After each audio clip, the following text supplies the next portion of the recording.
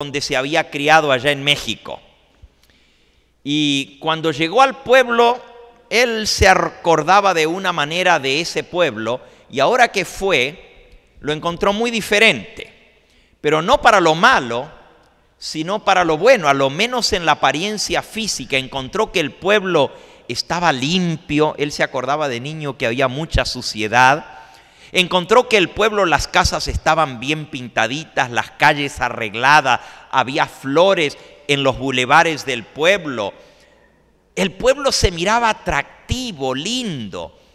Y le preguntó a un familiar: oye, ¿por qué está tan bonito el pueblo? Las señales bien marcadas, las casas arregladas.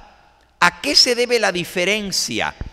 Y un familiar de él le dijo: es que tenemos a una mujer como presidenta del pueblo. Y dice: ¿y qué tiene que ver que sea mujer? No, no es el hecho que sea mujer, pero desde que esta mujer subió al poder como presidenta del pueblo, las cosas han mejorado tremendamente. Ahora se pagan los salarios a tiempo a los empleados públicos. Ahora hay dinero en el gobierno. Más bien sobra cuando antes siempre faltaba. Pero no solamente eso, mira qué bonito que está el pueblo. Esta mujer ha hecho muchísimo en bien del pueblo. Ha enseñado a la gente, les da incentivos para que arreglen sus casas, les da pintura para que la pinten, regalan plantas y flores para que las siembren en las casas. Esta mujer ha hecho mucho por el pueblo. Lo único, dice, que es un poco rara, porque no es católica. ¿Oh, no? ¿Y qué es? Bueno, dice el pariente, le dice al doctor Arteaga, dicen que es protestante, evangélica, de esa gente que lee mucho la Biblia. Oh, dice el doctor Arteaga, qué interesante. Una mujer que no es católica, presidenta del pueblo. Sí, aunque no es católica, pero ha hecho mucho por el pueblo. Y él decidió ir a visitar a la presidenta del pueblo. Tenía más de 30 años que no regresaba a su pueblo natal. Y cuando llegó, ¿cuál no fue su sorpresa? Que se encontró que la presidenta del pueblo había sido su maestra de escuela sabática en la iglesia donde él se crió. Era presidenta ahora del pueblo y estaba haciendo mucho bien, su maestra de Biblia. ¿Qué diferencia hace cuando alguien lee la palabra de Dios y enseña la palabra de Dios a otros y la pone en práctica? Qué diferente sería nuestro mundo si nuestros gobernantes conocieran la palabra de Dios. Cuán diferentes serían todos los pueblos si nuestros intendentes y nuestros presidentes y alcaldes conocieran la palabra de Dios. Pero muchos de nuestros gobernantes ni siquiera la conocen por fuera porque nunca han visto una Biblia, cuanto menos haberla leído y haber puesto en práctica sus instrucciones. Así que hemos visto en primer lugar que es muy importante el ejemplo que nosotros demos a nuestros hijos en el hogar. En segundo lugar, la instrucción religiosa que se dé, la enseñanza religiosa, el estudio de la palabra de Dios en el hogar es un fundamento muy importante para que haya paz en el hogar. En tercer lugar, para que haya paz en el hogar tiene que haber justicia. Justicia. Y usted dice, bueno, ¿y qué es eso de que haya justicia en el hogar? Oh, las Sagradas Escrituras dice que Dios no hace acepción de personas. Él trata a todos por igual, nos considera a todos importantes. Para Dios no hay acepción de personas. Pero ¿cuántas familias hay hoy en día que, al igual que en el hogar del patriarca Jacob, hay hijos favoritos? Y cuando hay un hijo favorito en el hogar, cuando se muestra favoritismo, hay injusticia en el hogar. Y los niños lo perciben y van creando resentimientos en su corazón. La injusticia trae rebeldía y la rebeldía engendra el crimen. El hacer diferencia entre un hijo y otro es una manera de hacer acepción de personas. Quizás alguno de los hijos sobresalgan en algo. Quizás uno de los hijos es más trabajador o más aplicado en los estudios o saca mejores notas o tiene algún talento especial o le gusta ayudar a la mamá en la casa o es más inteligente que los demás o es más simpático, más llevadero. No importa cuáles sean los talentos o dones que tengan nuestros hijos, no nos da esto derecho a hacer preferencia entre un hijo y otro, a mostrar diferencia o un trato preferencial entre unos y otros.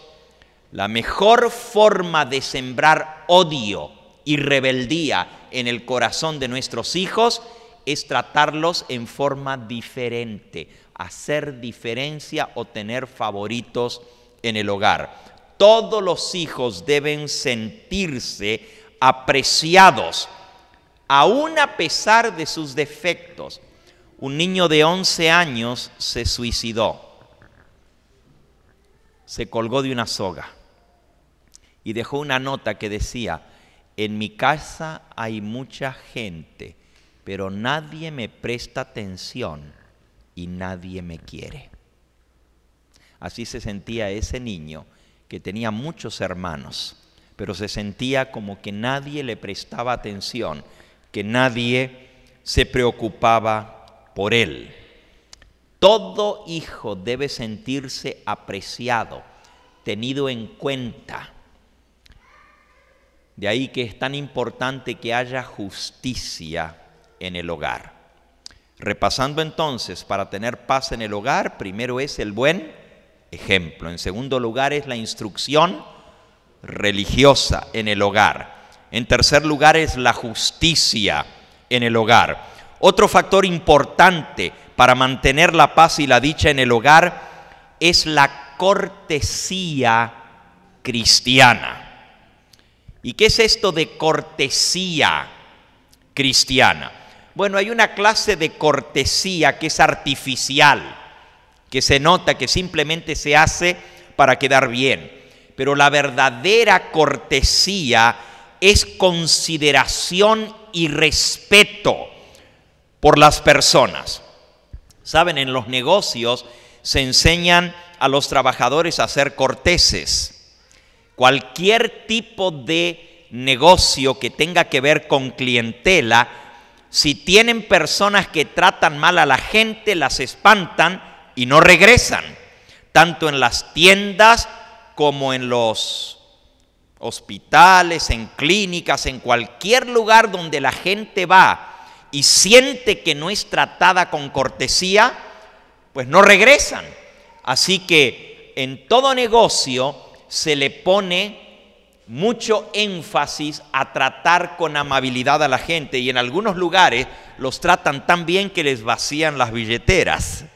O sea, la gente se siente bien y gasta y hasta compra lo que no pensaba comprar cuando llegó a la tienda, porque sintió que lo trataban tan bien, que se sintió casi obligado por la amabilidad con que lo trataban.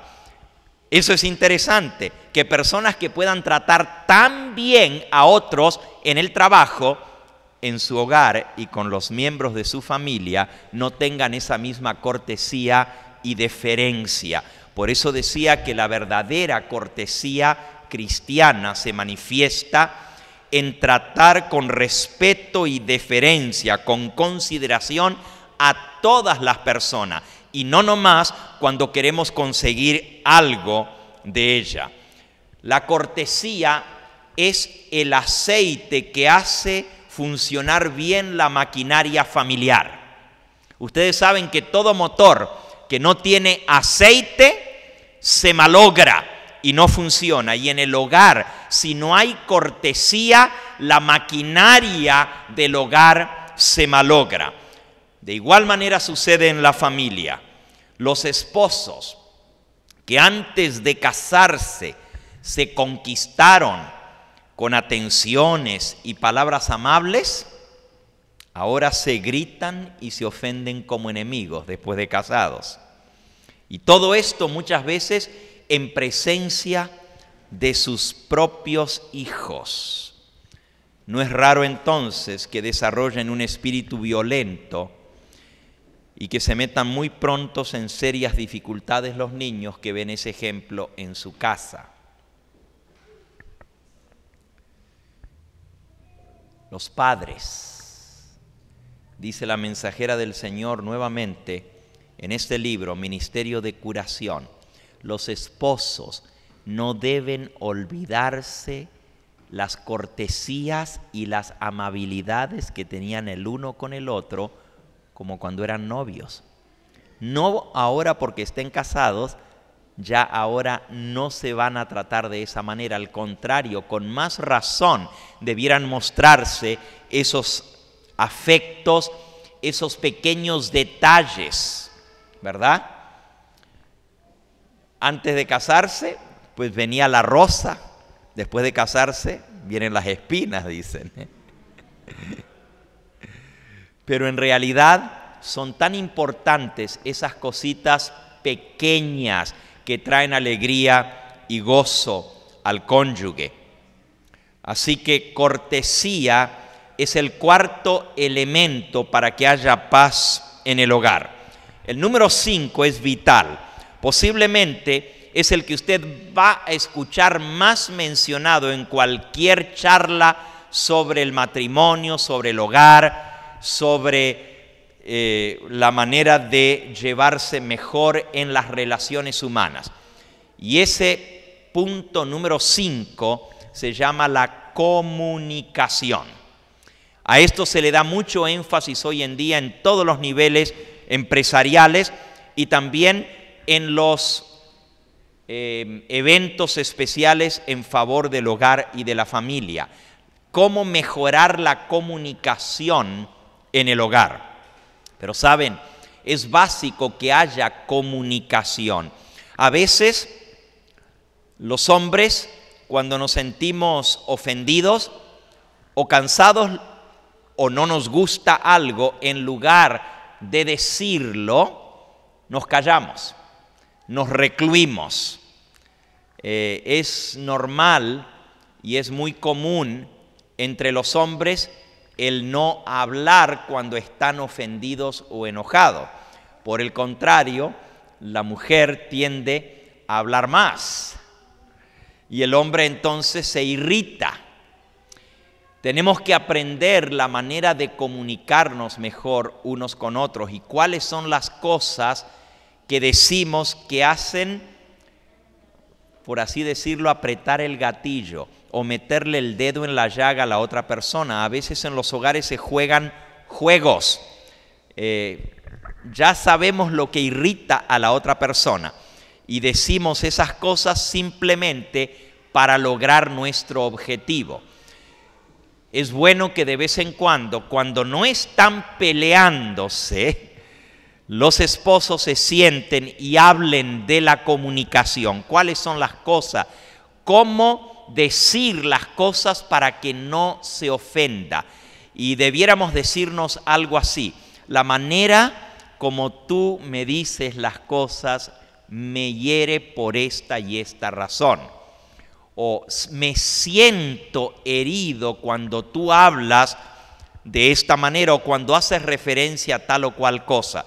Siempre que pongamos nuestros sentimientos explicando cómo nosotros nos sentimos, es más fácil que la comunicación llegue a la otra persona antes que acusar y decir, tú me hablas así, así, así y me molesta como tú me hablas. Es mejor decir, me siento mal o me siento herido con tal o cual actitud.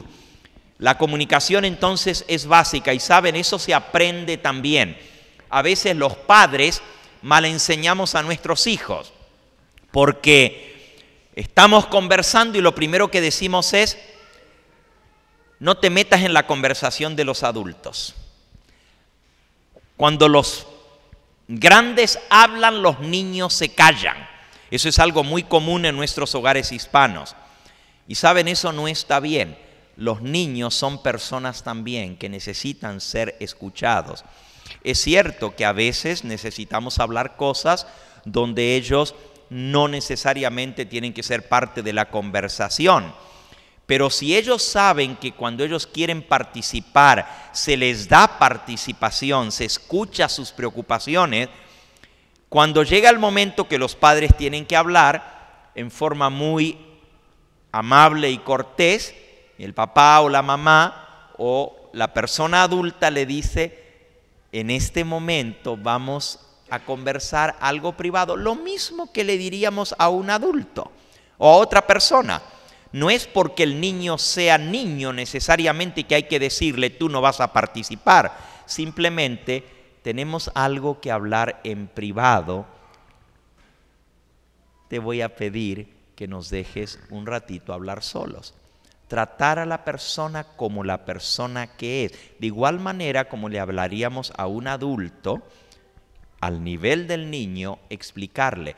Pero en la mayoría de los casos los niños son parte del hogar y deben ser incluidos en la conversación, sobre todo si son cosas que incumben al hogar. Si no, los niños no aprenden a interrelacionarse, no aprenden a cómo hablar, y muchos de ellos son tímidos que no se los puede corregir, tímidos incorregibles de grande, porque no aprendieron a comunicarse dentro del hogar.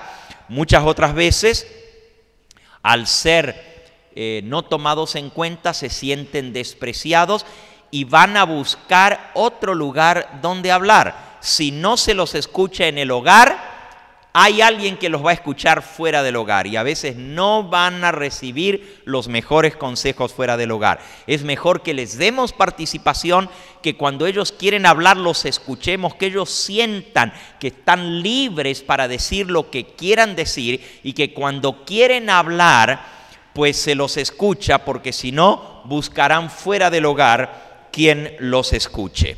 Bien, hemos hablado un poquito acerca de la comunicación dentro del hogar.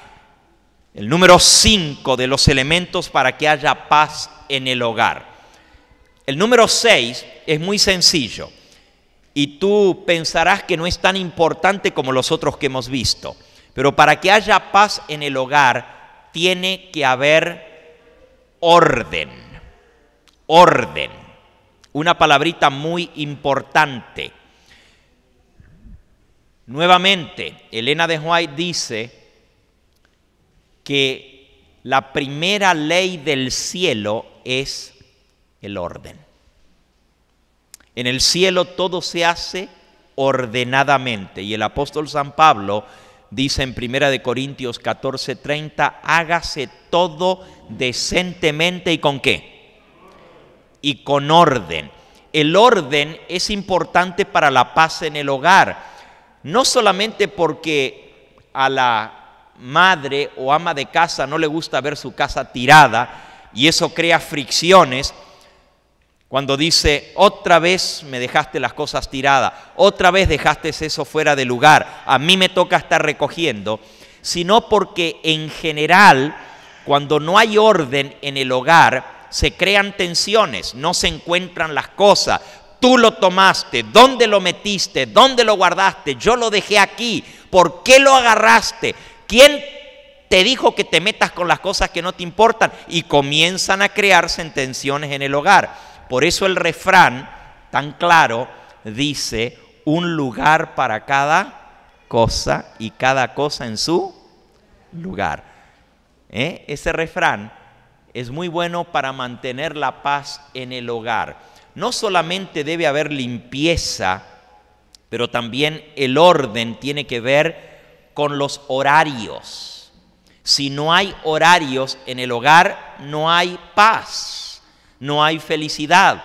Los niños necesitan una rutina para que ellos sientan seguridad, para que puedan crecer en forma segura y desarrollar su carácter, su temperamento. Necesitan una rutina. El niño que no tiene orden en el hogar se crea inseguro y llega con esos problemas a su edad adulta, inseguro. Cuando ustedes ven personas inseguras, es que vienen de hogares desordenados, donde no había orden, donde no había una rutina diaria en el hogar, donde no se hacían las cosas según el orden establecido.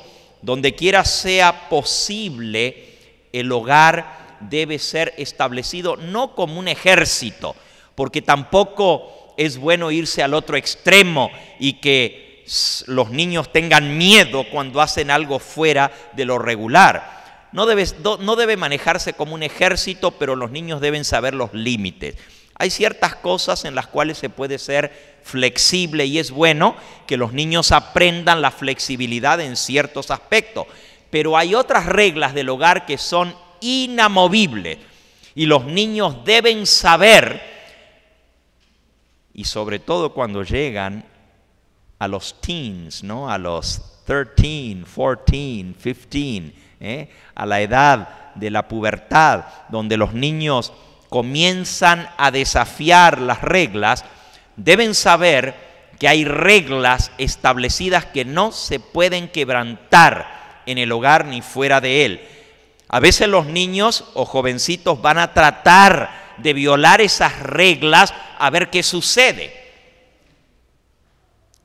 Pero siempre necesitan saber y que se les diga de que estuvo mal, porque eso les da seguridad al explorar. Si no, hay padres que dicen, bueno, ya llegó a grande, ahora que haga lo que quiera. Yo le enseñé lo bueno, ahora, si él quiere hacer lo malo, allá él.